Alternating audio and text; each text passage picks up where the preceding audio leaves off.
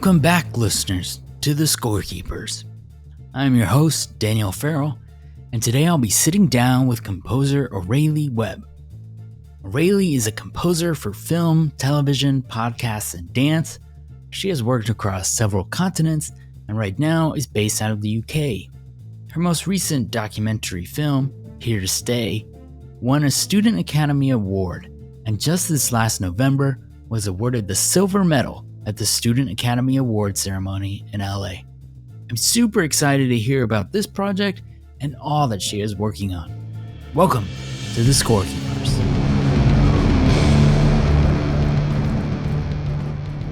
Welcome to the show, Aurélie. Thank you. All the way from the UK. Thank you. It's really nice to be here.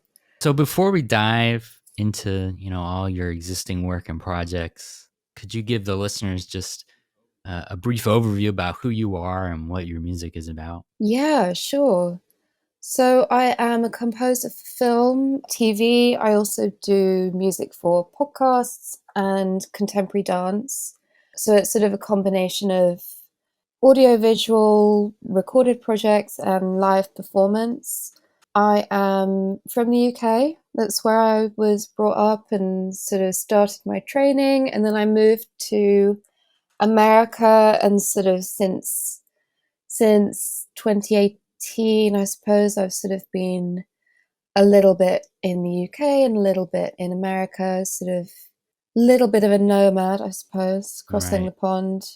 And yeah, I write a little bit of everything, I suppose. I really enjoy working with, I come from a classical background and also grew up listening to a lot of sort of 60s Britpop. So I suppose now as an adult, I kind of combine those two things and do sort of strings and electronics and a lot of fusion stuff. So how did you get your start in music? What was the thing that brought you into doing music? I think it was a combination of a lot of things across my life. A lot of people have asked me sort of why did I get into film music, and truthfully I'm not sure. I don't think it was any one thing, but I think just at some point in my life I realized that I had to do that, and really everything that I was doing was gearing up to working in that industry. I was always involved in theatre as a kid. I was one of those, stage hands, and I wrote music for the school play and in my All Blacks. And I actually trained to build theatre sets for quite a number of years as well. So I sort of was always from a crew background, and I was always obsessed with music and obsessed with storytelling. So I think just somewhere along the way I realized, oh hey, I love books and films and music, and there's actually a job that can combine all of those things. Yeah, so I took it from there, really. Did you play an instrument, or were you a singer? I was both. I was a singer. I don't love saying that because then people say, "Oh, why don't you sing now?" But I was a singer. I actually trained as a singer for a number of years, and I was in loads of choirs. And then I think I went through puberty and lost all of my confidence, and now I don't sing anymore if I can help it, unless it's karaoke, which is my number one favorite. I love karaoke, but that's a different kettle of fish. But yeah, I play piano and cello and did piano lessons and played the cello in orchestras and string ensembles, which I think was another way I kind of got into film music, because so much classical orchestral stuff is obviously very filmic. It just made sense to take that step. So what is your compositional process? Do you improvise and record it? Do you start at the piano? Do you just dive immediately into a DAW? How do you get your start when you're approaching a project? Kind of yes to all of the above, really. Piano is sort of my strongest instrument, and I love just being able to noodle around on it. So usually what I do is, I have my keyboard as part of my main setup, obviously, and I will open my door and yeah, just start improvising. I think my workflow and my work process sort of changes a little bit depending on what kind of project it is. Especially over the last couple of years, I've been brought into projects at very different stages.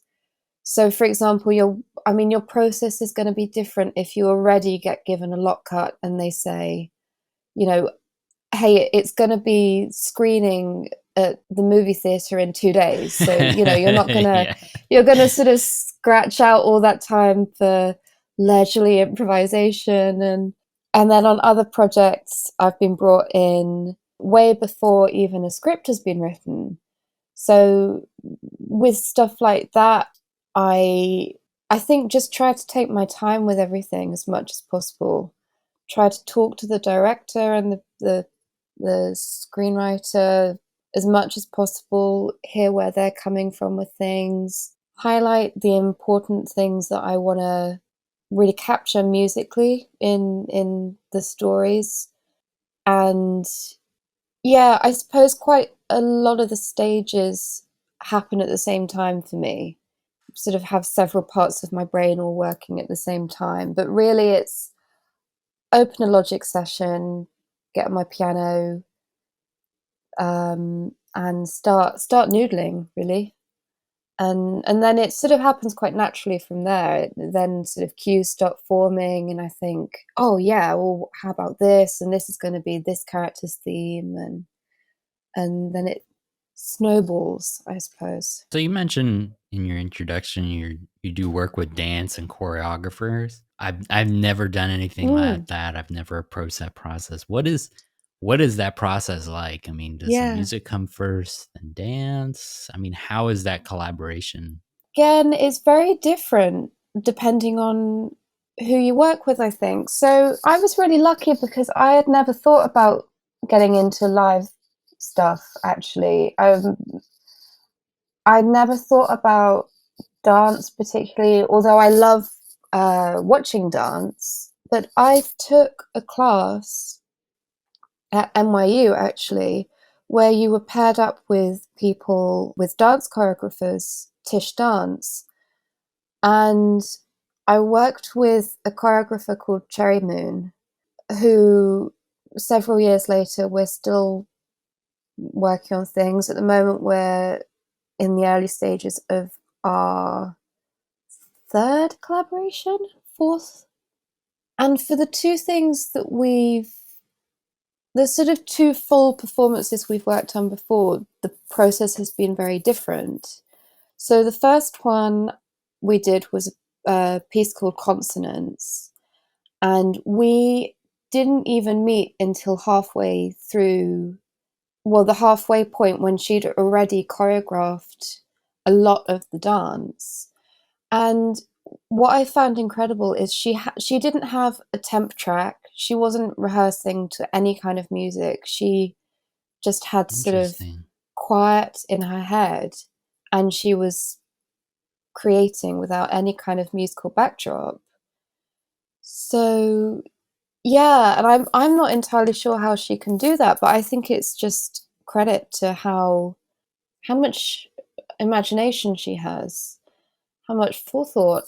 So I was brought in at the halfway point, and this was a time when the deadline was really fast approaching. It was, I think, 3 weeks that we had, and it was a 10-minute piece. And how we did it, mainly because of the time crunch, was she had video recording of the rehearsals and the choreography she had up to maybe minute 7. And she had an idea of what she wanted for the end, but it was quite broad, and she wanted me to write music for the finale that she would then choreograph to. So I wrote the music to her choreography for the first half, and then she choreographed to my music for the second half, and we sort of switched positions. Wow. It's like scoring a picture, but then like halfway through, the director's like, "I'll finish filming when Yeah, you're done." exactly. We'll just work it out when you've given us something. And I think it was really kind of fascinating doing it that way, because it was exactly like scoring to picture. You know, I hadn't even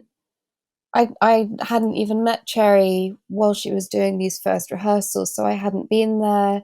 So yeah, it was literally scoring a film, but still having to take into considerations of the performance space and the acoustics, and how the music would be heard in the final theatre.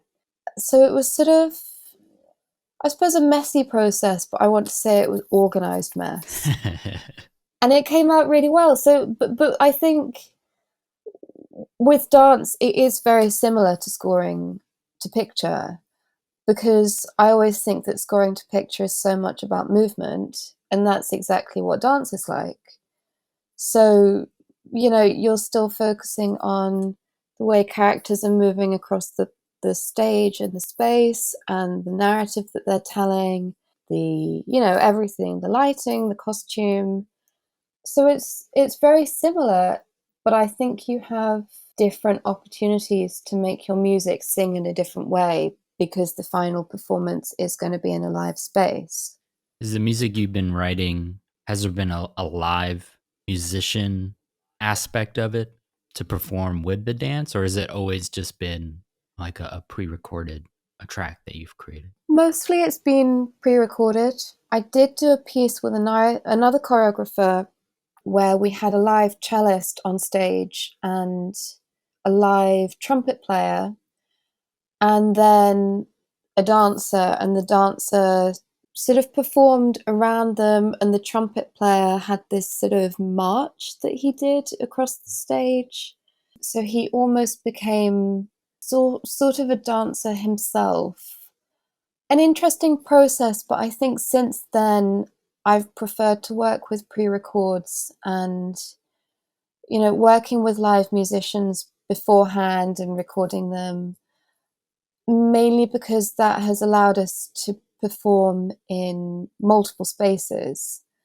So we don't have to worry about, we performed consonants, for example, at several dance festivals across New York and Queens and New Jersey after the initial performance. But it was really nice not to be able to worry about setting up live musicians every time, just because Yeah, that could be a real pain. yeah, it wasn't quite practical, and there were quite a few festivals, and they were in vastly different venues. So one of them was Mhm. like this tiny, sort of like black box theaters, and it was tiny. And then the other one was in, I don't know if you know it, what's it called? Oh, I've completely blanked on the name, but it's this huge old theater in New Jersey. It's actually where they shot some of Joker. And you go inside, and it's basically coming down around you. You go into the actual stage area, and you look up, and there's like a huge hole in the ceiling, and you can see through to the rafters, and it feels completely unsafe, but apparently it is safe. I'm not entirely convinced, but we were okay. That just describes all um, of New Jersey, to be honest. exactly. It was very New Jersey-ish, but it was so beautiful, and it was kind of a magical space as well, because it had these statues everywhere, and a fountain inside the theater that wasn't running, so it had this sort of almost like Phantom of the Opera type Ooh, eeriness.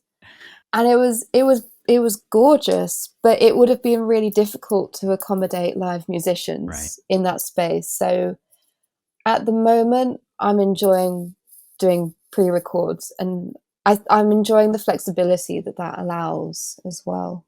So I wanted to talk a little bit about the podcast that you have done, the What Happened in Skinner podcast, which has been nominated for a Best Indie Podcast at the AMBs. So could you tell us a little bit about that show and what the process was like for writing the music for that show? This was really a dream project for me. I still can't believe that I was allowed to work on it because it was just so, if you'd sort of asked me 10 years ago, what kind of stuff do you want to be working on? This is what it would be. So the premise is, and I won't go too much into it because if you haven't listened to it, please do. It's really good, and I don't want to give you any spoilers. It is about Marlo Verne, who is our hero reporter. She starts hearing some sort of spooky, mysterious rumors on the wind, and she starts investigating some goings on the island of Skinner, which is off the coast of Oregon. And the sort of twist is that her ex-girlfriend is sort of mixed up in these rumors as well. So she goes and investigates and uncovers, how can I say it without sort of ruining all of it? It's basically, it is a thriller, it is true crime, it is a mystery. It's one for horror fans, but also as a disclaimer, it's not like really scary, so it's for, I don't want to sort of shoo off people because I hate horror, but this one is like, it gives you a few good jump scares. But yeah, so it's a dark thriller. It has a lot of humorous elements as well, and a lot of really tender moments as relationships develop, like romantic relationships and friendships. There's sort of healing in relationships as well. So it's sort of got a bit of everything. And Aaron Blanton, the director and co-showrunner and one of the writers of the show, he reached out to me and sort of gave me the premise of the show, and he had some ideas. He had a few soundtracks that he really liked, and that was the direction he wanted to go in. But he also wanted to give me a lot of freedom, which was really incredible because it's 12 episodes in the series, and each episode ranges from 40 minutes to an hour and 5 minutes. A lot of that time has underscore, and yeah, I think a director coming to you and saying, look, basically I need 10 hours of music, I have a bit of an idea, but you can just do what you want and we're going to build it together. That was a really great opportunity because it really just allowed me to just sort of let my imagination go wild.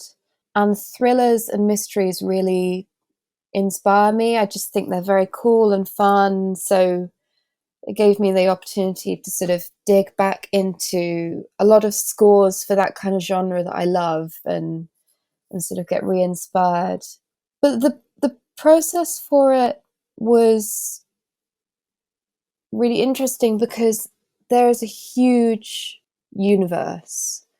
The Skinner world is so intricate and thought through and historical, and a lot of that is music based. So there is magic in the podcast, and the magic gets more powerful. It's music based and sound based.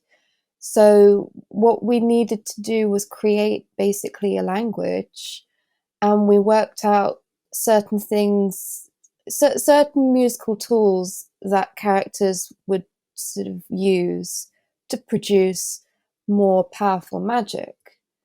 So, I mean, I've never been allowed to do that before. I've never been allowed to create something that the characters would really interact with. So there was a lot of non-diegetic and diegetic stuff. There was underscore, but there's also a lot of music that the characters sing. We got a choir involved for a sermon in episode 5. That track is great. I listened to that on your site. Oh, amazing! I'm very glad you liked it. We worked with the high-low singers in the UK, who are just incredible. We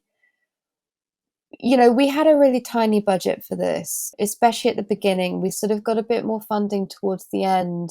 And I was very lucky because Aaron put a lot of the budget into the music. But high-low singers were really great. We were able to manage something that fit our budget and also fit what we needed. And we ended up being able to record with, I think, 13 singers, and we multi-tracked them to create the impression of 100 people singing. Yeah, I thought it was a big choir. I was like, oof. Right. It's impressive for a podcast. Yeah. It was really great. And also we were recording during lockdowns still as well.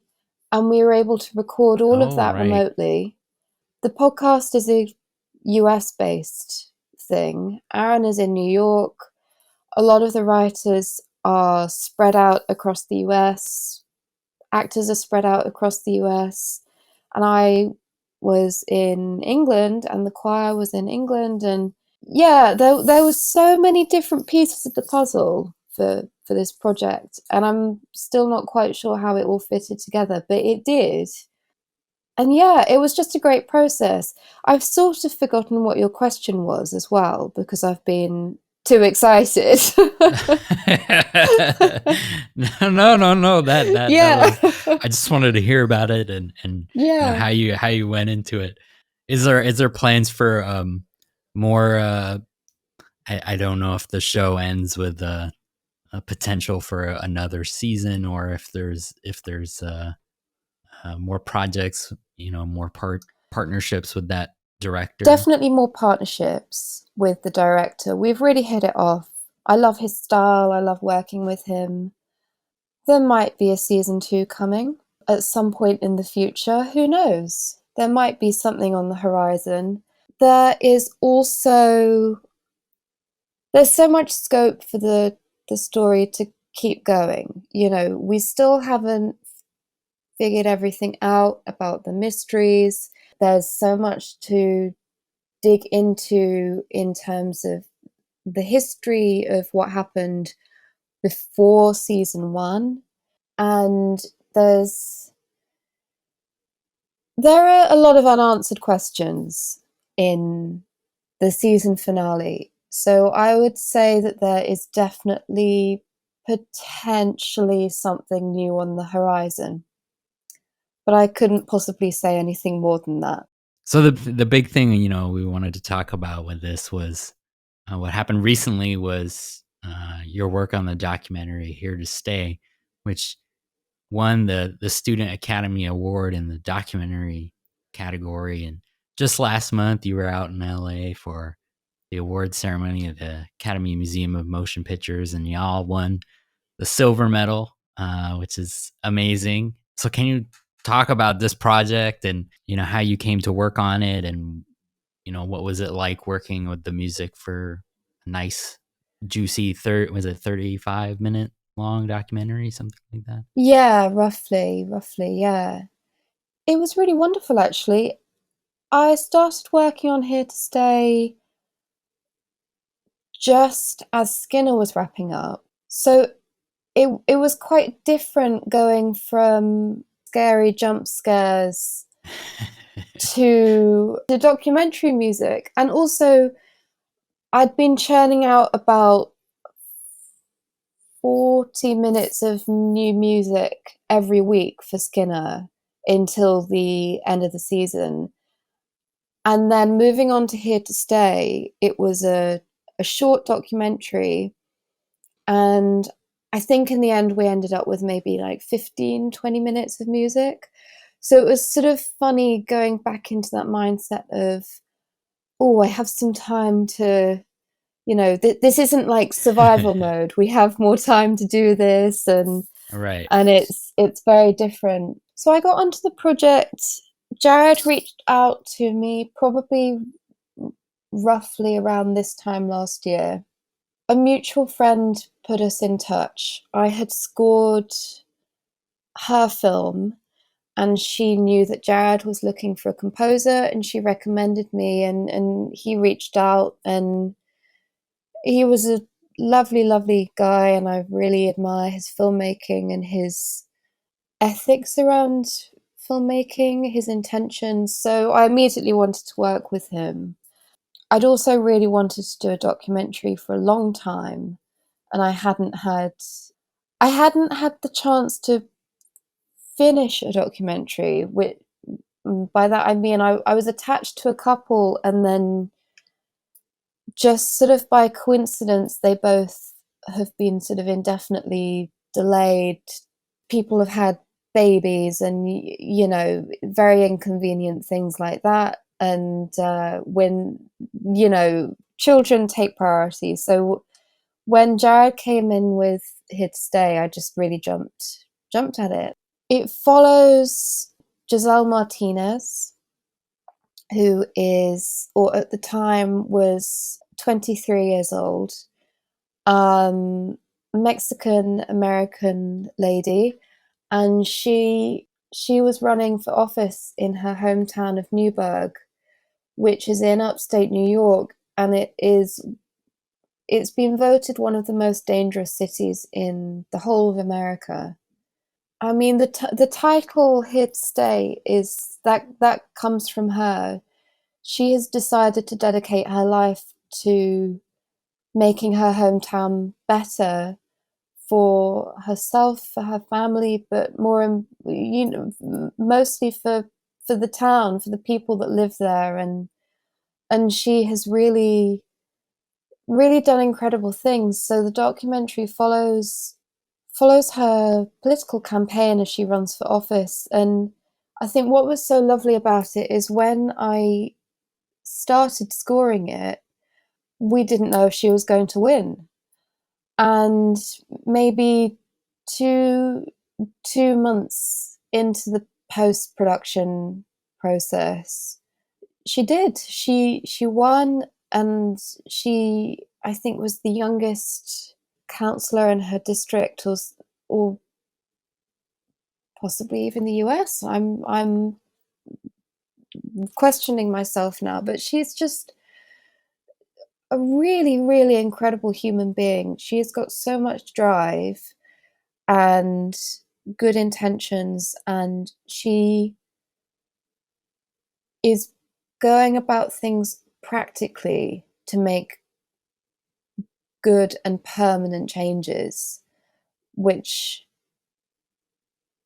is so inspiring. And I would love to see more of that in the world.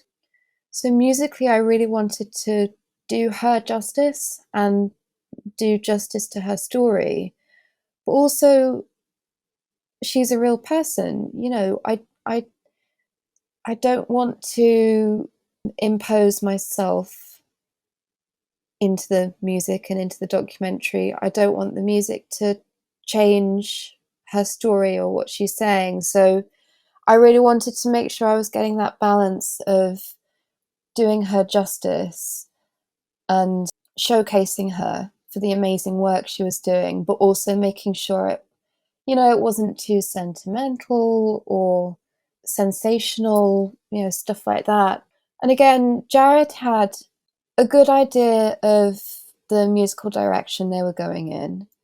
They were working with a temp track, and I was sort of really lucky with it because actually the temp track sort of matched up with the stuff I really like to write. They wanted synth and strings, so I was like, yeah, that's my jam, let's do it. Yeah, it developed quite naturally, and it was one of those times when I was given a rough cut and I opened my door and I started noodling, and things came out quite naturally from that. I think I wrote a sort of Here to Stay theme quite early on, and then it was a lot of honing, a lot of developing. The cut changed quite a lot, if I remember, towards the end, which in a weird way, always quite like, because then it sort of gives me a chance to re-edit my music. And I think sometimes that can make it better because you start, rethinking and revising, and that's when you come up with new ideas. And That must have been crazy when you all found out that had but happened. yeah, I mean, the Student Academy Award was just really, really insane, totally crazy, totally crazy. I mean, and it was a slow process as well, because it was, Jared and Samantha, one of the producers, they reached out and, oh, we've been given a semi-finalist status. We're a semi-finalist in the running for a student Oscar, and we were like, wow, we can't do better than that. And then a month later, it was, we're a finalist, and then another month later, we were told that we'd won the award in the category. And yeah, it's really wild, but I think it's such a testament to the filmmakers and to Giselle, and it is a really beautiful film. I'm very, very grateful to have been a part of it. And we won the silver medal in the documentary category, and the other two documentaries are, also such beautiful, really powerful stories, also with very beautiful music, both scored by fellow NYU alums, funnily enough. And yeah, it was great. I'm very proud of the team and proud of the film, and excited to see where it goes as well, because it's only been in the festival circuit for maybe 3 months. Yeah, I So was looking to see if I could find it to watch anywhere, but still think it's in yeah, festival lock. it's very early stages, and we're still waiting to hear back from a lot of places. So yeah, fingers crossed that it'll come out. I'm hoping that it's gonna show somewhere in England as well, because it would be nice to finally be able to bring some English friends along to stuff, rather than always saying, "Oh, well, I'm heading off again, and you can't come." That would be really nice if they could, if we got in somewhere over here. What was the process like did you record players for that score? Yes, we did. We recorded solo cello um, with a cellist called Genevieve Tabby, who I've worked with on a few things before, and she's so good. Um, Her sister is called Sabrina Tabby, and she plays violin, and I worked with her on What Happened in Skinner. So it's been a really wonderful year, actually, of being able to work with the Tabby sisters, who are just they're wonderful musicians and wonderful people. And both of them have, can I put it, they have a real warmth to the way they play, and a very unusual subtlety, I think. They don't play things just, as everyone else would play them. You can really feel them in what they play, which I think makes a difference to the recording. So we recorded the cello, and that became sort of a main instrument in the score. And then I performed the rest. It was in box orchestration. It was a lot of synths, and I did that programming, and it was, just sort of soft, sort of round edges and soft. I kind of think of them as like gluey synths, if that makes any Mm. sense. The kind of synth that glues things together. It's very mellow, and it just sounds very natural. So I sort of started with that, and then had a string orchestra on top, and that was, I used some strings, and they were very nice.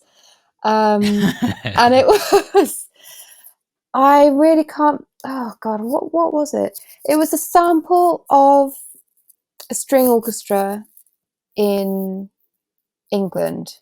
And Mm. what was nice about it is it had a lot of humanity to to the sample, it had a lot of sort of bow taps and little buzzes and imperfections that, you know, a lot of the time you would want to re-record and get them out, but actually for this, I really wanted to have that humanity in it. I wanted it to be a bit imperfect. I wanted people to hear that other dimension. And then piano played a big part of it, and I performed that. And yeah, it was just a combination of sort of very organic, natural sounds.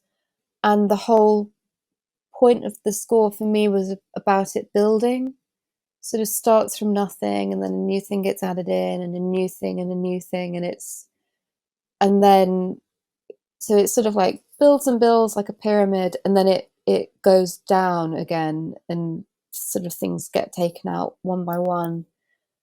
But yeah, working with Genevieve was wonderful, and I love cello and I love violin, so whenever I can get them into a score and record it live is a good day in my books. Yeah. Perfect. So I saw recently you had been signed by an agency. Yeah. Which must be pretty cool, pretty big step. Yeah. Can you talk just a little bit about that? Yeah, I'm happy to. So I'm currently working with SMA Talent. My agent is Carolyn Wiper over there, and I think when you're younger, you sort of think, I'm going to get an agent and that'll solve all my problems and they'll get me all my gigs and I'll be famous. You And always hear yeah, that. exactly. Like they're going to get me an Oscar and I'll be working on the next Dune and it'll be, you know, done. And then you sort of start training, or if you don't train, you know, you start honing your skills and you start getting into the professional world and you realize, oh, actually, a lot of people don't even have agents. You know, you really don't have to have one. And it's one of those things where it really is true that they will approach you. I wasn't thinking about it at all. I'd put it out of my mind. I was actually very busy and comfortably finding my own work.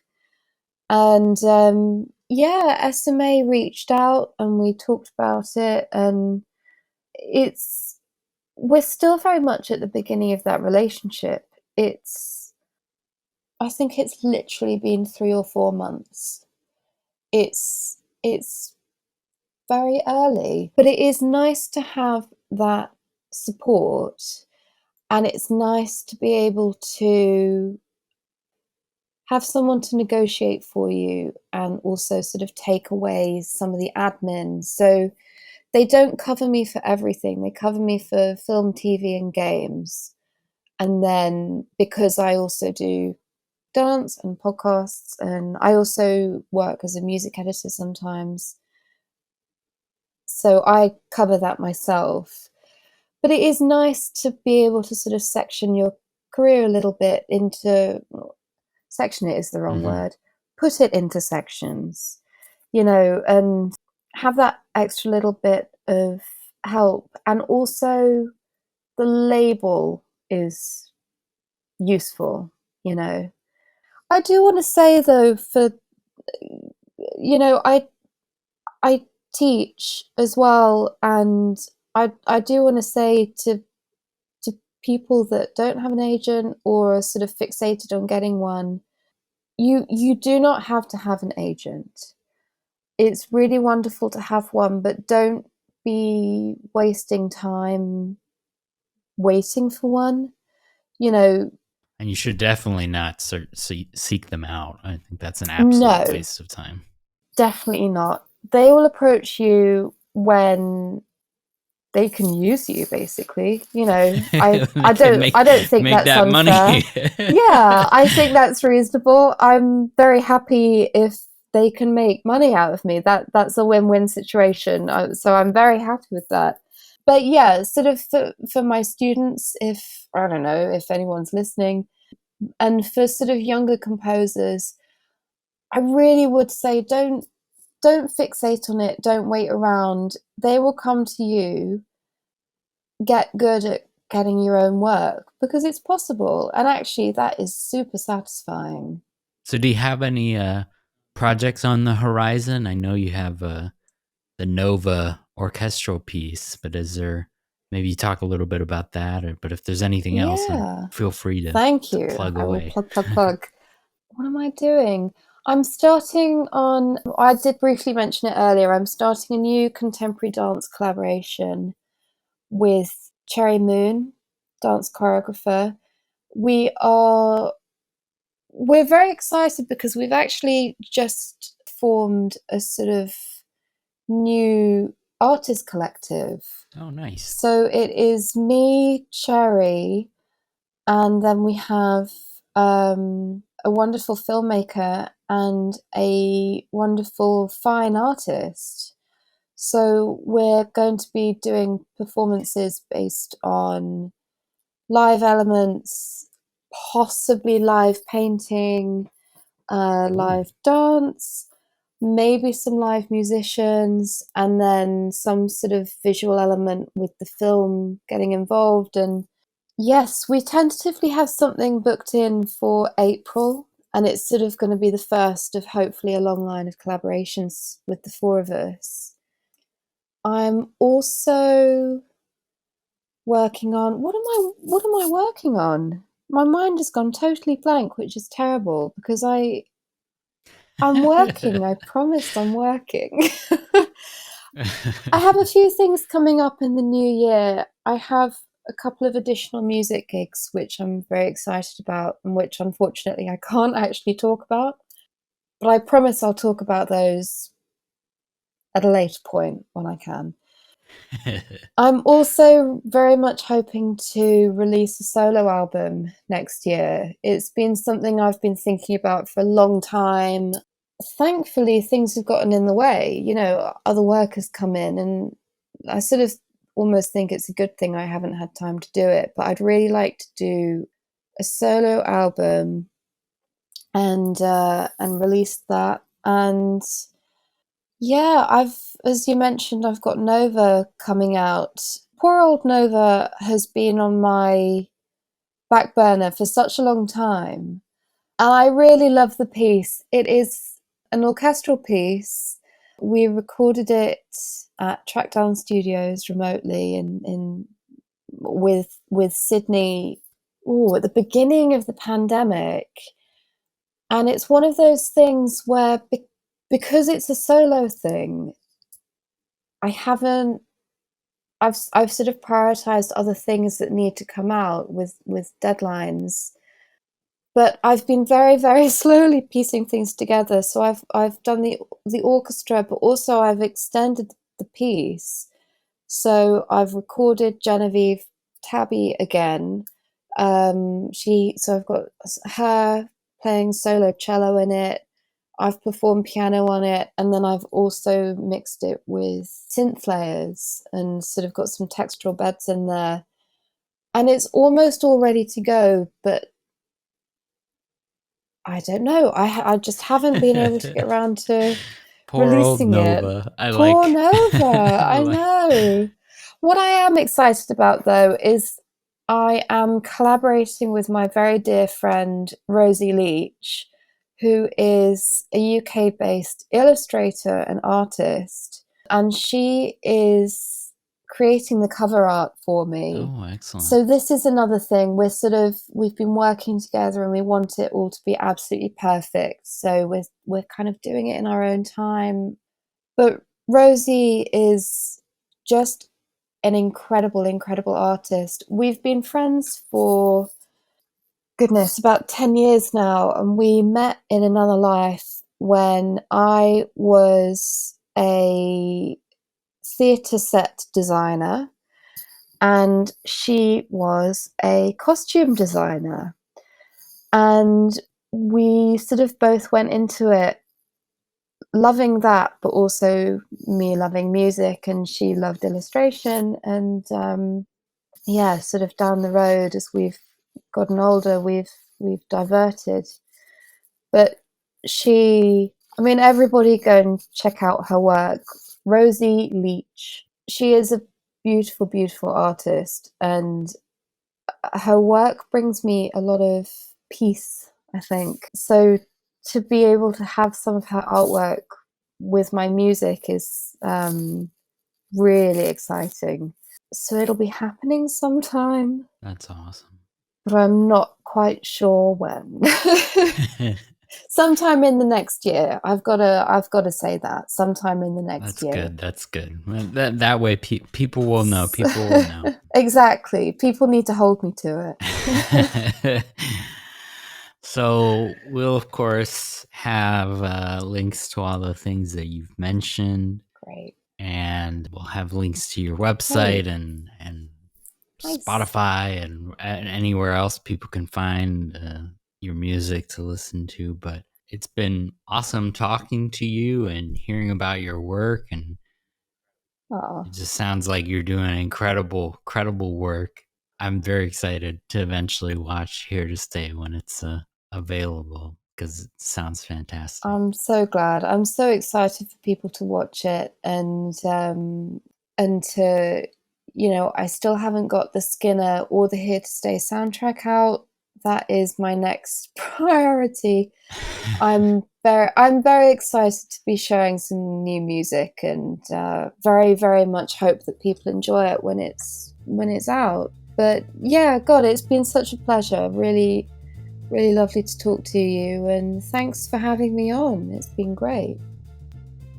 Aurélie had a ton of interesting music and collaborations that she has worked on. They're all, of course, available in the description of this episode.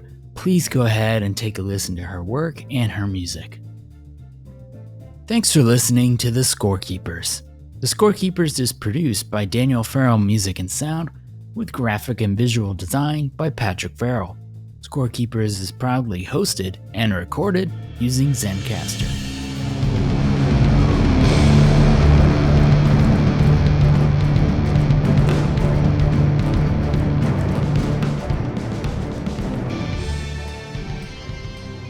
Make sure you subscribe to hear new episodes of The Scorekeepers wherever you listen. And be sure to rate and review this episode to help us find new listeners.